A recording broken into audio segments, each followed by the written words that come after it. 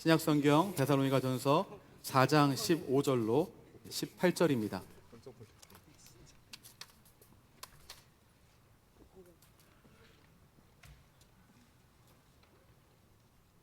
이 시간 제가 말씀 봉독하겠습니다. 우리가 주의 말씀으로 너희에게 이것을 말하노니 주께서 강림하실 때까지 우리 살아남아 있는 자도 자는 자보다 결코 앞서지 못하리라.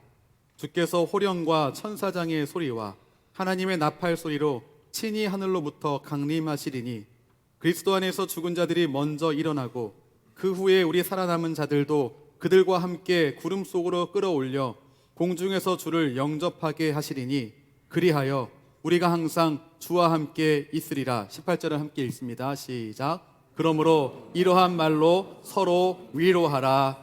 아멘. 주의 말씀으로 위로하라. 주의 말씀으로 위로하라라는 제목으로 하나님의 말씀을 나누도록 하겠습니다.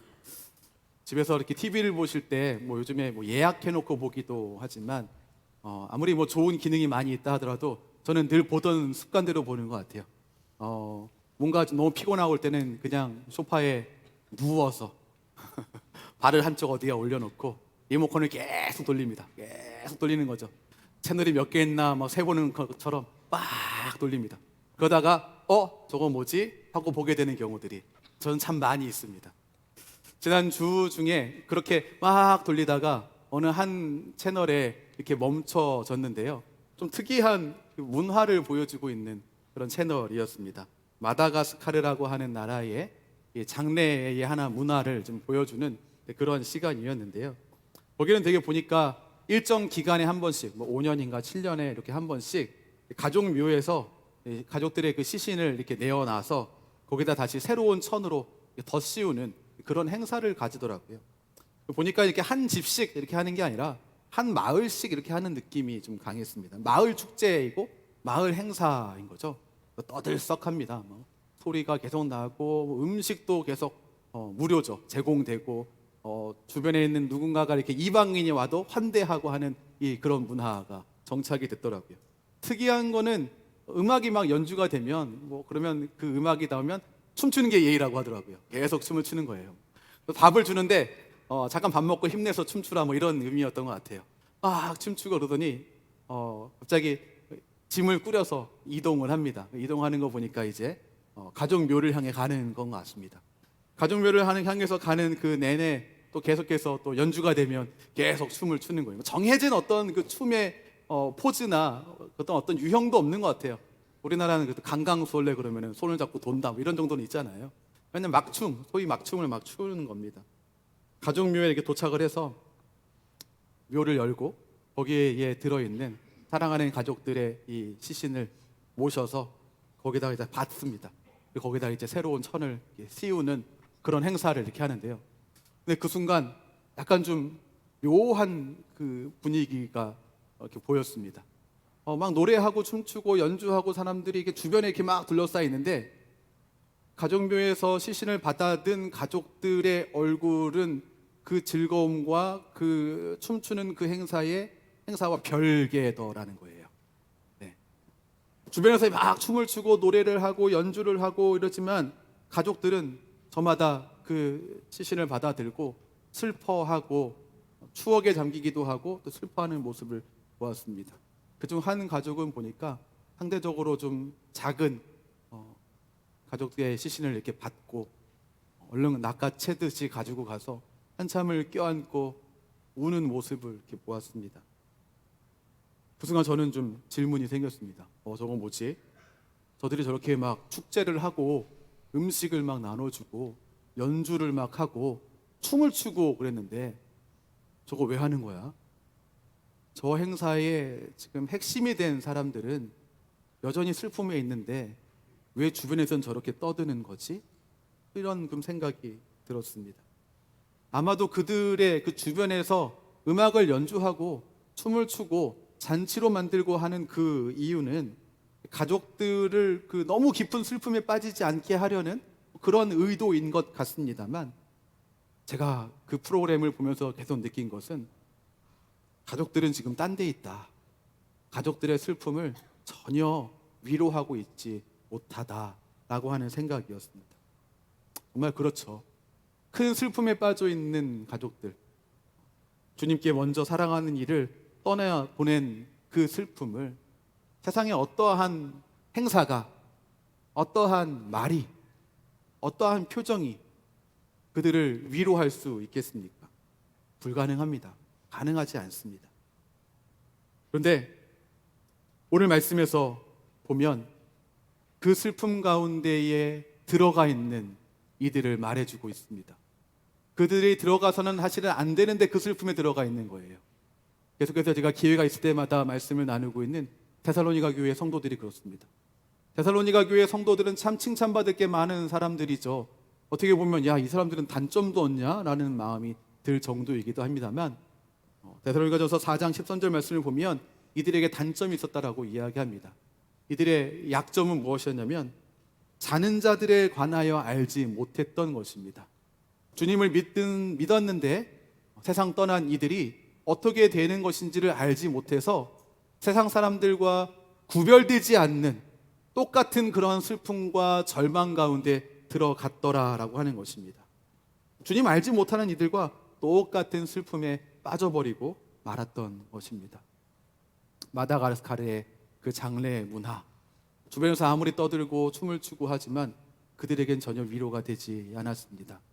그런데 오늘 말씀은 그렇게 슬픔 가운데에 들어가고 있는, 슬픔을 맞이하게 되는 성도들, 또한 그것을 생각하기만 해도 아직 오지 않은 일에도 불구하고 생각하기만 해도 가슴이 저려오게 되는 우리들에게 소중한 권면이 되는 말씀입니다. 18절 말씀은 그러므로 이러한 말로 서로 위로하라 라고 기록되어 있습니다. 이러한 말로. 자칫 보면 이러한 말이라고 하니까 언변으로, 좋은 언변으로 슬픔 가운데 있는 사람들을 위로하라 라고 말하는 것처럼 보입니다. 하지만 여기 기록되어 있는 이러한 말은 앞에 기록된 말을 의미합니다. 특별히 16절과 17절에 기록된 말로 위로하라는 것입니다.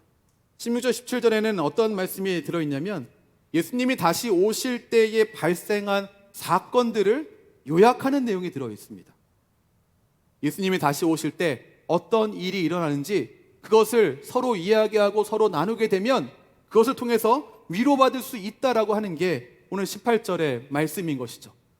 저의 주장이 아니고 바울의 주장이 아니고 하나님의 말씀입니다.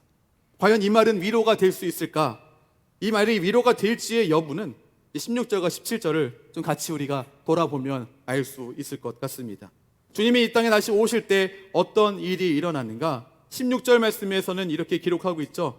주께서 호령과 천사장의 소리와 하나님의 나팔 소리로 친히 하늘로부터 강림하시리니, 모르지 않게 오신다는 것이죠. 그 때와 장소는, 때와 시기는 알 수 없지만 오실 때에 모든 이들로 알게 예수님께서 분명히 다시 오신다는 사실입니다. 그런데 이때 그냥 예수님만 홀로 오시는 게 아닙니다. 천사와 함께 오겠죠. 천사만 같이 오는 게 아닙니다. 누가 같이 오는가? 16절 하반절 보면 그리스도 안에서 죽은 자들이 먼저 일어나고 이렇게 기록되어 있는데요. 이 이야기는 예수님과 함께 있는, 주 안에서 먼저 이 세상 떠나서 주님과 함께 있는 그들의 영혼을 데리고 이 땅에 함께 오신다는 이야기입니다. 그렇기에 그 영혼들을 함께 데리고 오셨기 때문에 그 영혼들이 이 땅에서 육신을 입어서 다시 일어나는 것, 부활체를 얻게 되는 것입니다. 이 말씀을 좀 잘라서 예수님만 이 땅에 오신다라고 한다면 우리의 그 신앙은 살짝 이상한 그림이 됩니다. 예수님 믿고 떠난 이들이 네가 나와 함께 낙원에 있으리라 예수님이 수차례 말씀해 주셨는데 낙원이 있지 못하고 땅속에 있게 되는 결과가 되는 것이죠. 영혼이 땅속에 있게 되는 결과가 되고 말 것입니다. 그렇기 때문에 이 말씀에서 16절 상반절 말씀에서 하늘로부터 강림하신다라고 하는 그 내용에 성도들의 영혼과 함께 오신다라고 하는 말씀이 기록되어 있지 않다 할지라도 예수님은 다시 이 땅에 오실 때 성도들의 영혼, 이 땅에서 예수님 잘 믿고 있다가 주님 곁에 있는 그들과 함께 이 땅에 오시는 것입니다. 죽은 성도들의 영혼은 이 땅에서 다시금 예수님이 부활할 때 입으셨던 그 부활의 그 신체, 부활체를 입게 되는 것이죠. 그렇게 입은 다음에 어떤 일이 일어나는가? 17절 상반절 말씀에 이렇게 기록되어 있죠. 그 후에 우리 살아남은 자들도 그들과 함께 구름 속으로 끌어올려. 이 땅을 살아가고 있는 살아남아 있는 성도들 역시 끌어올림을 받는다라고 말하고 있는데, 누구와 함께 끌어올림을 받는가? 그들과 함께라고 기록되어 있습니다. 부활체를 입은, 주님과 함께 있었던 그 영혼들이 이 땅에 와서 부활체를 입은 그들과, 이 땅에 예수님 오실 때까지 살아있었던 그 성도들이 함께 끌어올림을 받는다라고 하는 것입니다. 어떤 찬양에 예수님 잘 믿다가 먼저 이 세상 떠난 성도들에 대해서 아주 멋있는 예쁜 식구로 표현했더라고요. 보고픈 얼굴들, 그리운 이름들. 우리와 함께 신앙생활 하다가 먼저 거처를 주님께로 옮긴 이들, 그들은 정말로 우리에게 보고픈 얼굴들이며 그리운 이름들입니다. 장례 예배에 참여하게 될 때마다 그 보고픈 얼굴들과 그리운 이름들이 또 쌓여가는구나 라고 하는 것을 생각하게 됩니다. 그런데 예수님이 다시 이 땅에 오시는 그때 그들과 만나게 된다는 것입니다. 육신을 입은 이들과 다시 만나는 그 만남의 시기가 열려지게 된 것입니다. 이들과 만나게 되는 이 장이 열렸는데, 만나게 돼서 무슨 일을 하는가? 가장 만나서 먼저 하는 중요한 일은 17절 중반을 보면 공중에서 주를 영접하게 하시리니라고 기록되어 있습니다. 다시 만나서 첫 번째 한 일이 이 땅에 다시 임하시는 주님을 맞이하는 이 놀라운 일에 참여한다는 것입니다. 다시 공동체를 이루어서 이 소중한 일을 향해 나아간다는 것입니다. 17절 하반절 말씀은 더 놀라운 것을 이야기합니다. 17절 하반절에 그리하여 우리가 항상 주와 함께 있으리라 이렇게 기록하고 있는데, 여기에서 말하고 있는 이 우리는 더 이상 이 땅에 살고 있는 성도들과 주님 잘 믿다가 떠나간 성도들로 구분되어지는 이 구분이 아닙니다. 이 땅에서 그리스도 안에서 살아가고 있는 성도들과, 그리고 그리스도 안에서 먼저 죽어서 주님 안에, 주님 품에 안겨 있는 이 성도들이 함께 만나게 되어져서 새로 구성되어진 공동체를 말하는 것입니다. 다시 공동체로 우리가 이루게 된다는 이야기입니다. 다시 만나서 중요한 일을 하고 나서 헤어지고 안녕 빠이빠이 우리 또 언제 만날지 모르지만 다음에 다시 만나, 이게 아니죠. 항상 주와 함께 있으리라. 마다가스카르 그 영상에서 5년에 한 번 혹은 7년에 한 번 이거 한다고 하는데, 분명히 그들의 가족들은 5년에 한 번씩 7년에 한 번씩 그 아픔과 그 슬픔을 계속해서 대면했을 것입니다. 예수님이 하지만 다시 오시는 그때 우리는 얼굴과 얼굴로 만나고 두 손을 맞잡고 눈을 맞추며 함께 주님을 찬양하며 함께 얼싸안고 기뻐할 수 있게 됩니다. 잠깐이 아니고요, 항상 영원히 말입니다. 16절과 17절 말씀은 그래서 말하고 있는 내용이 주 안에서 자는 자들과 주 안에 있는 자들이 함께 다시 만난다라고 하는 것이고, 그렇기 때문에 그리움과 그것으로 인한 애잔함과 슬픔이라고 하는 것은 영원한 것이 아니라 주님이 다시 오실 때까지다라고 말하고 있는 것입니다. 여러분들의 안에, 여러분의 생각 속에, 여러분의 기억 속에, 마음 속에 보고픈 얼굴들, 그리운 이름들이 있으시죠? 그들과 다시 만나게 될 날, 그냥 영상통화, 음성 듣는 것만도 참 감사할 텐데, 그것이 아니라 눈과 눈을 마주치고 얼굴과 얼굴을 비비며 손과 손을 맞잡게 되어지는 그날, 그날이 바로 주님께서 이 땅에 다시 오시는 그날입니다. 이 기쁨은 누구나 다, 이 땅을 살아가고 있는 누구나 다 누릴 수 있는 그런 기쁨이 아닙니다. 누구나 누릴 수 있도록 문은 열려 있지만 그리스도 안에 있는 사람만 누릴 수 있는 기쁨입니다. 주 안에서 자는 자들과 주 안에서 살아가고 있는 이들만 이 기쁨에 참여할 수 있습니다. 그렇기 때문에 우리가 누구 안에 있는가, 어디 안에 있는지가 참 중요합니다. 고린도전서 15장 22절은 우리가 두 가지의 안에 있다라고 이야기합니다. 고린도전서 15장 22절 말씀을 같이 한번 읽어보겠습니다. 띄워주시겠습니까? 네, 같이 1절 시작. 아담 안에서 모든 사람이 죽은 것 같이 그리스도 안에서 모든 사람이 삶을 얻으리라. 아멘. 이 땅에 태어나서 이미 살아서 지나간 사람들, 지금 살고 있는 사람들, 앞으로 살게 될 사람들 모두가 다 아담 안에 있는 사람들입니다. 아담의 후손으로 살아가고 있는 것이죠. 근데 아담의 후손으로 아담 안에 살아가고 있는 사람에 대하여서 고린도전서 15장 22절은 모든 사람이 죽은 것이다 라고 말하고 있습니다. 왜 그렇습니까? 죄 때문이죠. 죄로 인한 영원한 죽음의 결과를 맞이하게 된다는 겁니다. 그런데 우리의 이 삶은 거기서 끝나지 않습니다. 아담 안에서 모든 사람이 죽었지만 고린도전서 15장 22절 후반절 말씀에서 그리스도 안에서 모든 사람이 삶을 얻으리라라고 말씀 기록하고 있습니다. 그리스도 안에서 다시 태어난 사람들은 그 사망으로 가는 것이 아니라 새로운 생명으로 얻는다라고 기록하고 있는 것이죠. 사망에서, 그야말로 사망에서 생명으로 옮겨간 것입니다. 요한복음 5장 24절 말씀에 기록되어 있죠. 내가 진실로 진실로 너희에게 이르노니 내 말을 듣고 또 나 보내신 이를 믿는 자는 영생을 얻었고 심판에 이르지 아니하나니 사망에서 생명으로 옮겼느니라. 우리는 사망에서 생명으로 옮긴 사람들, 주 안에 있는 사람들은 바로 그러한 사람들입니다. 이 주 안에 있다라고 하는 그 의미는 또 다른 의미로 주님과 연합한 사람을 말합니다. 나는 주님 안에 있는데 주님은 나와 함께 있지 않다? 그거는 존재하지도 않지만 그건 연합이 아니죠. 내가 주 안에 있고 주님도 내 안에 계신 것, 이것이 온전히 주님 안에 있다라고 한 뜻이고 그것이 주님과의 연합입니다. 이 연합에 대해서 잘 설명해 주고 있는 이 말씀이 요한복음 15장 5절 말씀입니다. 같이 읽어보도록 하죠. 시작. 나는 포도나무요 너희는 가지라.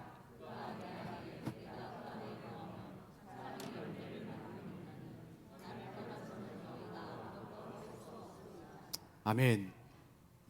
충청남도 서천군 화양면 월산리 월산교회, 제가 처음 전도사 사역을 시작했었던 교회입니다. 100년 된 교회. 한 5년 정도 사역을 했는데요. 농촌교회, 시골교회 있죠. 쌀농사하고 그런. 어떤 경우에서도 뭐 하다가 말씀을 이렇게 가르치다가 접붙임에 대해서 이야기를 했어요. 근데 저는 뭐 늘 도시에 살아서 접붙임을 경험한 적이 없는 사람이죠.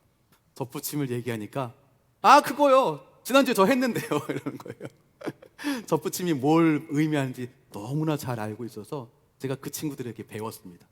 그래, 그렇게 접붙임을 하게 되면 이제 그 나뭇가지는 그러면 포도나무인 거야, 원래 그 나뭇가지인 거야? 그럼 포도나무예요. 왜? 거기서 포도가 열리니까 분명해요 그러더라고요. 우리가 주님 안에 있다라고 하는 것은 내가 그 안에 거하는 것이고 그가 내 안에 거하는 것입니다. 그냥 가지였던, 그냥 쓸모없는 가지였었던, 그냥 내 고집만 차 있었던 나라고 하는 이 가지가 포도나무 대신 주님에게 접붙임 되어져서 이제는 나로부터 얻게 되는 그 열매가 아니라 주님으로부터 얻게 되는 열매를 얻게 되는 것이죠. 대신에 우리가 원래 가지고 있었던 그 가지의 특성을 잘 활용한 그런 열매가 분명하게 열릴 것입니다. 우리가 주님 안에 있다라고 하는 것, 그건 주님이 내 안에 계시는 것이기 때문에 그 사람은 열매를 많이 맺습니다. 특별히 오늘 이 요한복음 15장 5절 말씀에서 열매를 많이 맺는다라고 말하고 있습니다. 이 많이 맺는다라고 하는 것은 다양한 열매라고도 생각해 볼 수 있겠습니다. 그리고 또 하나, 우리로서는 생각할 수 없는 열매를 맺게 하신다는 것입니다. 구체적으로 간략하게 말씀드리면 이런 열매 맺을 수 있습니다. 주님과 연합한 이는, 주님과 연합한 성도는 주님과 함께 살고 함께 죽습니다. 고난을 받을 때 혼자 고난받는 것이 아니라 주님과 함께 고난받는 것이죠. 주님과 연합한 이는 예수님이 십자가에 죽으셨던 그 자리에 함께 십자가에 죽는 것입니다. 예수님과 함께 장사되고 예수님과 함께 부활하는 것이죠.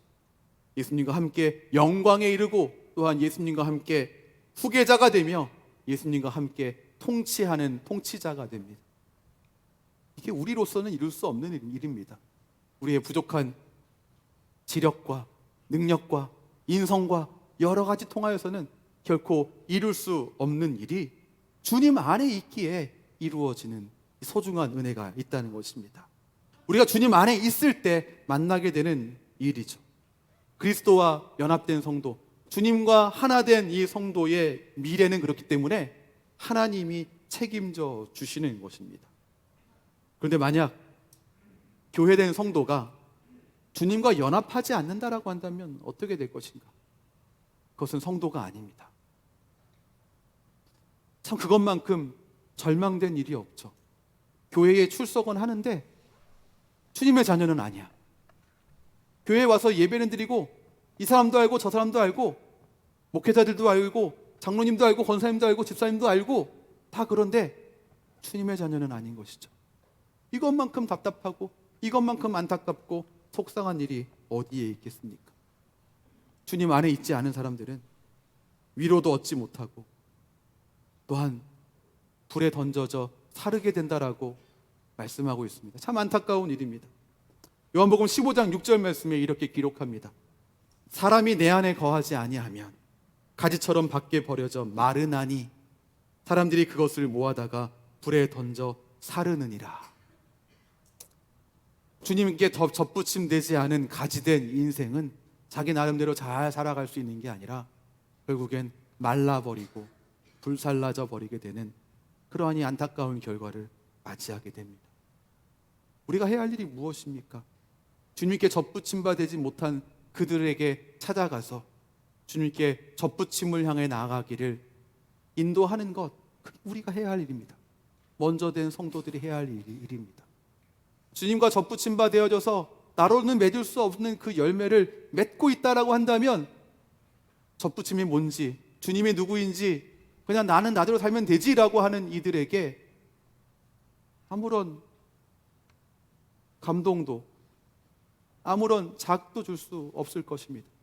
주님 안에 온전하게 그 안에 거하여서 주님으로부터 얻게 되어지는 내가 맺을 수 없는 많은 열매를 맺은 이들은 아직 주님 안에 연합하지 못한 이들에게 궁금증이 되어질 게 분명합니다.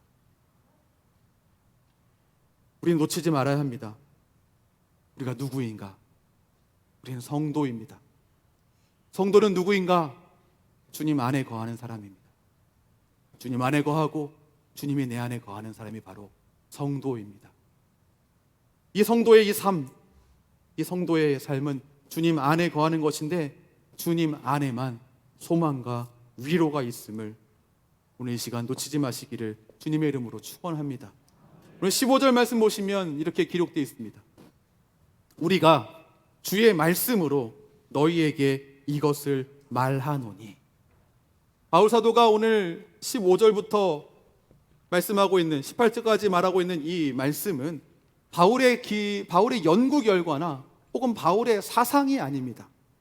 바울이 말합니다. 이것은 주의 말씀이다 라고 말합니다. 주의 말씀이 위로가 되는 것이죠. 18절 말씀에서 이러한 말로 서로 위로하라라고 하는 것은 주님의 말씀으로 위로하라는 것입니다. 근데 참 신기한 게 있는데요. 여기에서 말하고 있는 16절과 17절의 이 내용은 주님이 직접 언급한 말씀인데 복음서에는 기록되지 않은 말씀이라는 겁니다. 아니 어떻게 그런 게 존재할 수 있을까요? 그런데 존재합니다.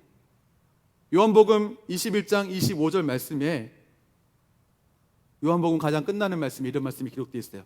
예수께서 행하신 일이 이 외에도 많으니 만일 낱낱이 기록된다면 이 세상이라도 이 기록된 책을 두기에 부족할 줄 아노라.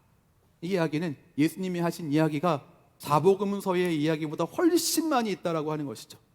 그리고 성경을 연구하는 연구자들은 어느 시기까지는 예수님이 말씀하셨던 그 어록들이 좀 전승되어졌던 시기가 있었다라고도 이야기를 합니다.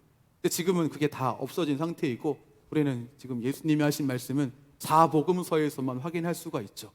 근데 오늘 지금 바울이 하고 있는 이 이야기는 그 어록들 중에서 있었던 말씀인 것 같습니다.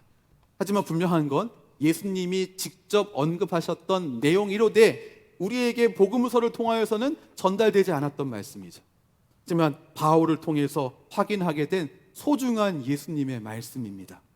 특히 예수님이 다시 오실 때 어떤 일이 일어나는가에 대하여서 예수님이 주신 말씀으로 바울의 권위가 아니라 주님의 권위가 있는 말씀이라는 것입니다.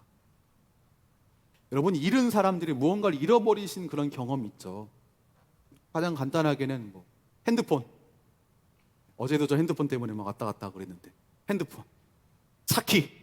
집은 많이 이렇게 번호를 하니까 집 열쇠는 잃어버린 경우가 많이 사라졌지만 여전히 차키, 그리고 핸드폰 이런 거 없어져서 막 땀 흘리고 막 어디 갔지 막 답답하고 도대체 어디 있는 거야. 근데 이걸 찾을 때 이 답답함과 당혹스러움과 짜증스러움, 이 여러 가지 감정들이 언제 해소가 됩니까? 찾을 때만 해소가 되죠. 내가 막 열심히 막 찾고 있는데 아내가 와가지고 여보 그거 한번 잘 찾아봐. 찾고 찾으면 못 찾을 리가 없어. 그거 반드시 있어. 어제 뒀던 데 분명히 있어 라고 하면 위로가 되겠습니까? 짜증이 나겠습니까? 짜증이 나죠.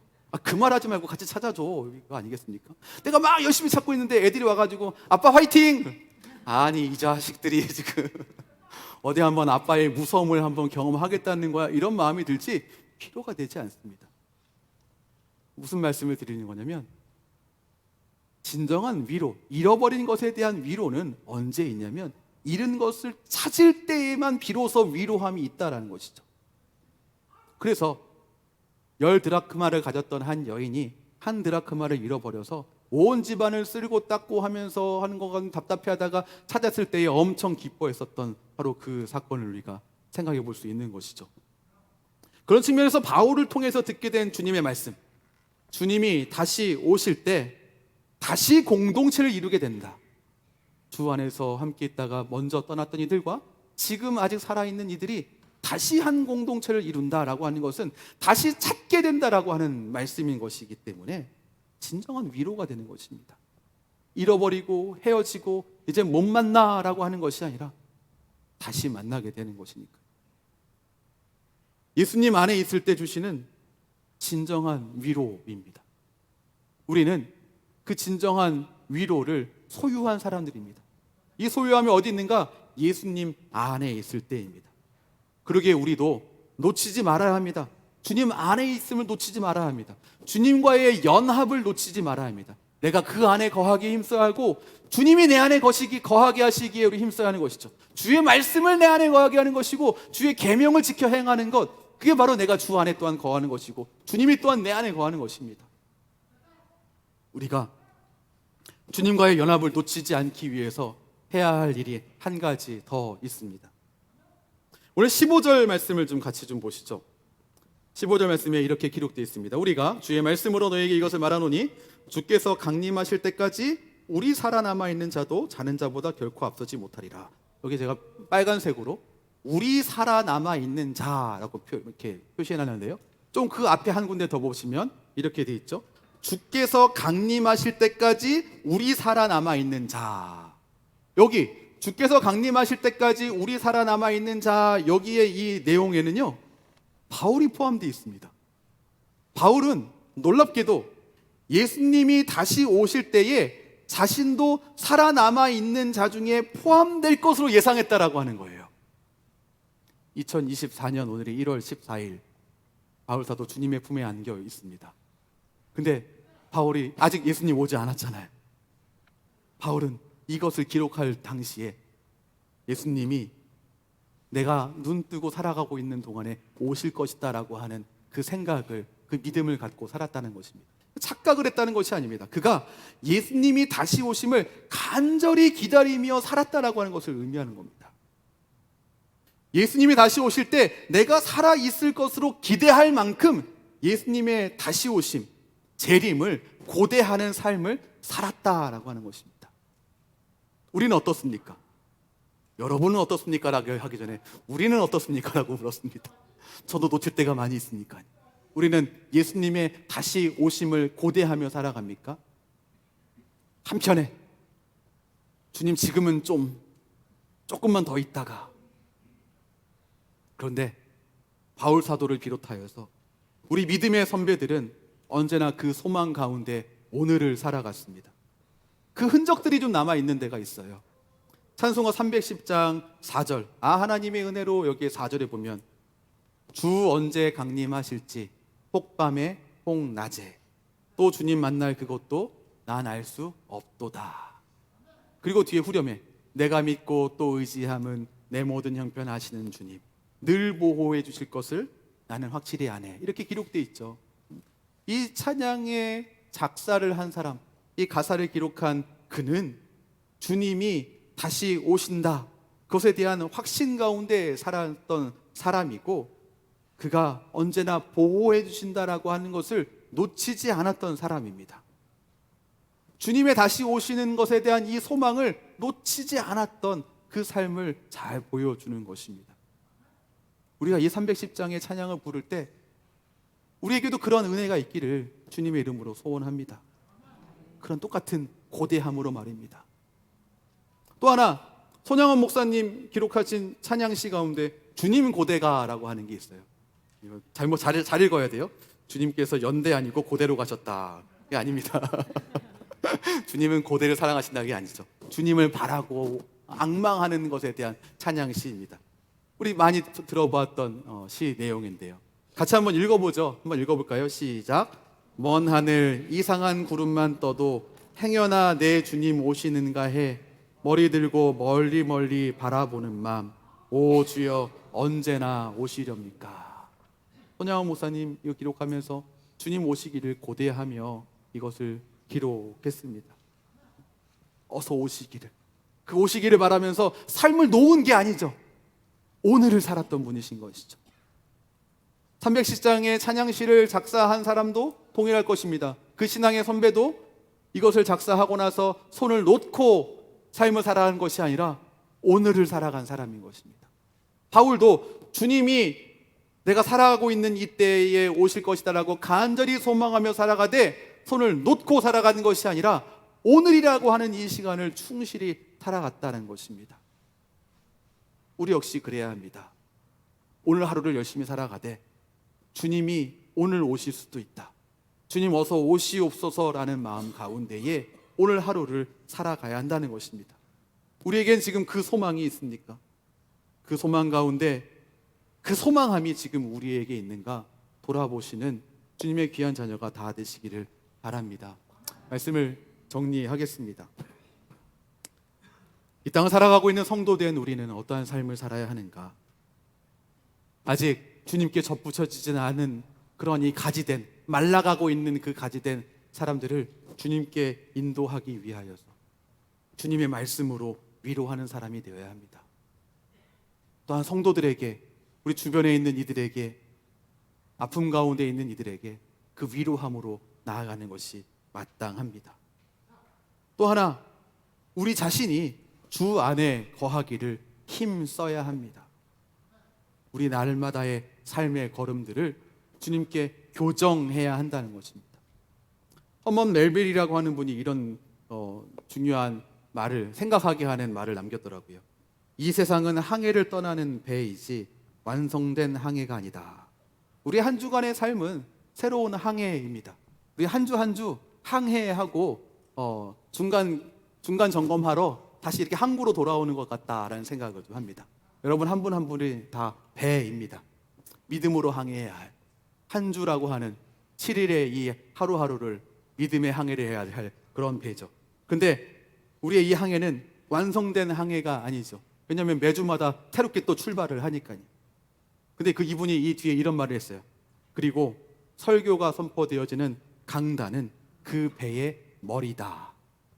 우리가 어떤 방향으로 나아가야 하는가, 우리가 어디를 향해서 가야 하는가, 목적지는 그 뱃머리가 가르쳐주는 것 아니겠습니까? 그 뱃머리가 향하고 있는 게 그 배가 나아가는 방향이죠. 우리는 오늘 이 예배를 통하여서, 주님의 선포되는 말씀들을 통하여서 우리의 삶의 방향을 어디로 향해야 하는가, 내 뱃머리를 어디로 둬야 하는가 다시금 조정하는 것입니다. 참 우리는 아무것도 아닙니다. 우리 스스로 설 수 없는 사람들입니다. 우리가 교회를 여러 구분으로 할 때 자립교회, 이자립교회 이렇게 구분하는 구분이 있습니다. 이거는 뭐 다분히 재정을 가지고 좀 하는 그런 구분인 것 같습니다.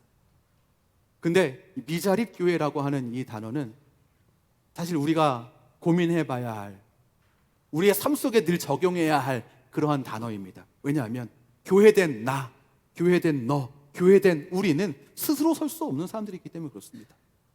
우리는 스스로 자립하는 사람들이 아닙니다. 주님을 의지하여 설 수 있는 것이고, 주님이 내 안에 거하실 때, 내가 주님 안에 거할 때에만 비로소 우리가 자립할 수 있기 때문에 그렇습니다.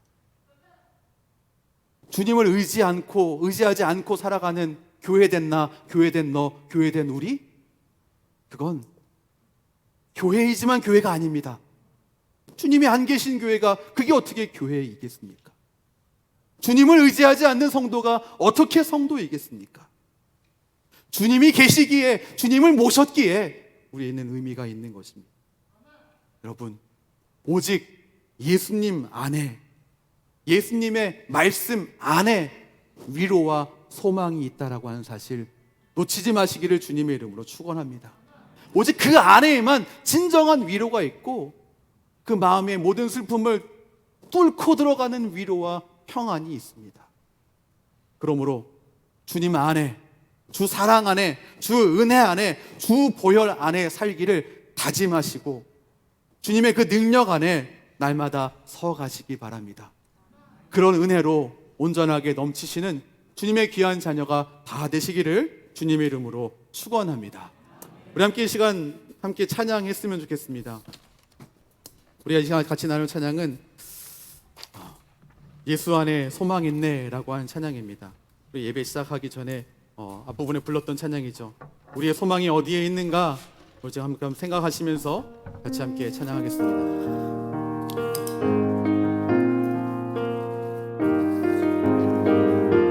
예수 안에 소망 있네, 예수 안에 소망 있네, 내 빛과 힘 나의 노래, 환난 중에 도우시는 주 나의 견고함.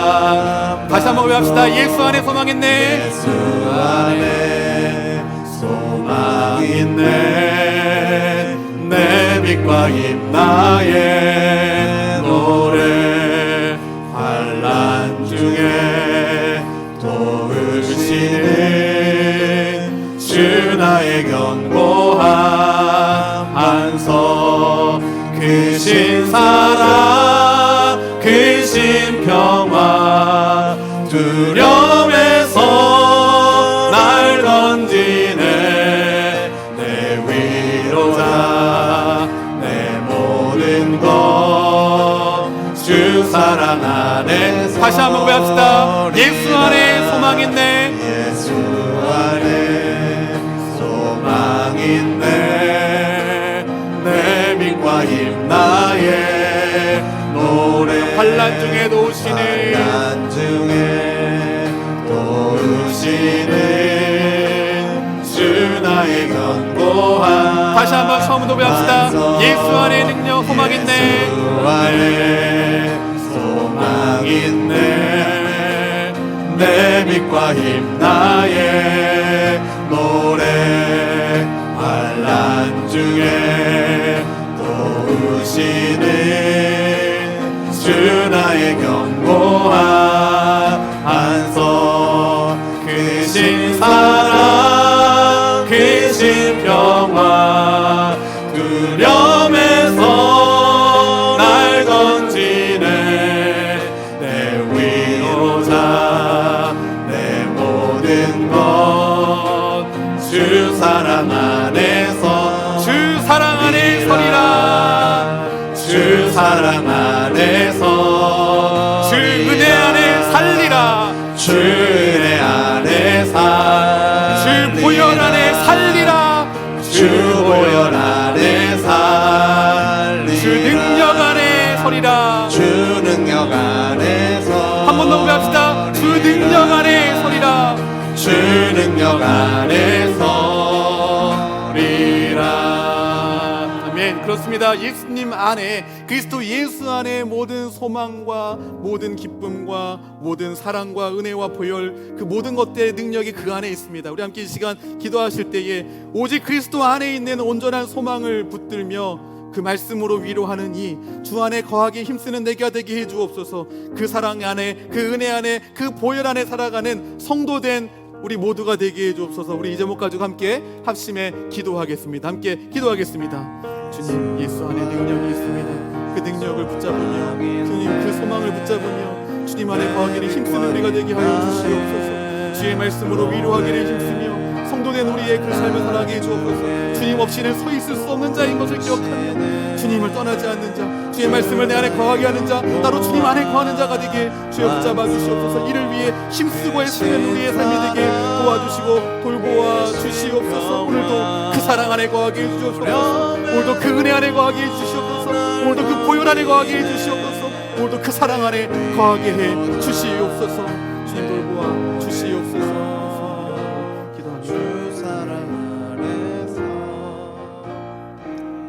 주님, 우리의 이 연약한 인생들이지만 주님, 우리가 스스로 설 수 있는 것이 아니라 내 안에 계신 주님으로 말미암아 우리가 주님 안에 거하는 것으로 말미암아 설 수 있으며, 그런 우리에게 주님의 위로가 있으며 그런 우리에게 주님이 주시는 소망이 있음을 오늘 말씀 통해서 확인했습니다. 주님, 우리의 삶의 항해가 시작되어지는 이 소중한 날, 우리의 삶의 뱃머리를 주의 말씀을 향해 온전히 세울 수 있도록, 조정할 수 있도록 인도해 주시고 이 길을 향해 온전하게 끝까지 나아갈 수 있는 그 은혜와 그 능력을 우리에게 허락해 주시옵소서. 이 한 주도 주님 그 사랑 안에 살아가게 해 주시옵소서. 그 은혜 안에 살아가게 해 주시옵소서. 그 보혈 안에 살아가게 은혜 베풀어 주시옵소서. 예수님 이름으로 기도합니다. 아멘. 이 시간 함께